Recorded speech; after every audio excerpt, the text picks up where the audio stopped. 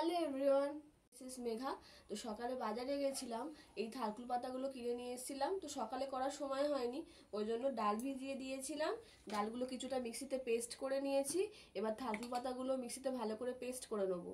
যেহেতু বড়া করবো, ওগুলো পেঁয়াজগুলো ছোটো ছোটো বক্স বক্স করে কেটে নিয়েছি, আর লঙ্কাগুলো এরকম গোল গোল ছোটো ছোটো করে কুচি নিয়েছি। একটু পরে বড়া ভাজা দেখাবো।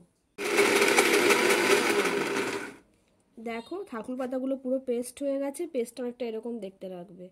আর ডাল বাটাটা একটু মুচি দরদরা মতো হবে, খুব ফাইন পেস্ট হবে না, নইলে বড়া খেতে ভালো লাগবে না। ঠিক এইরকম হবে।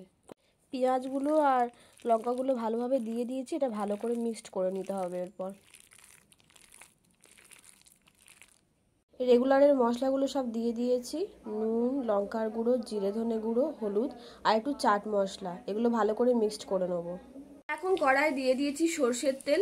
সর্ষের তেল ভালোভাবে গরম হয়ে গেলে আস্তে আস্তে বড়াগুলো ছেড়ে দেবো তেলের ভিতরে। এই সময় কড়ার ফ্লেমটাকে রাখতে হবে মিডিয়াম টু লোতে, যাতে ভেতর থেকে ভালোভাবে কুক হয়ে যায়।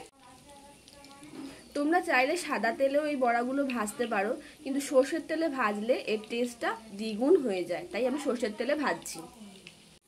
যেগুলো হয়ে গেছে সেই সাইডগুলো এবার উল্টে দেবো, উল্টো সাইডগুলো ভালো করে ভেজে দেবো। দেখো, বড়াগুলো এরকম মিডিয়াম আঁচে দিয়ে আস্তে আস্তে ভেজে নিতে হবে।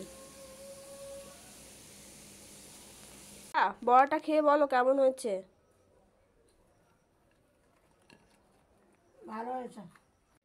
যেহেতু থারকুল পাতা দিয়েছিলাম, ওই জন্য বড়াগুলোর কালার এরকম এসছে। Thank you for watching.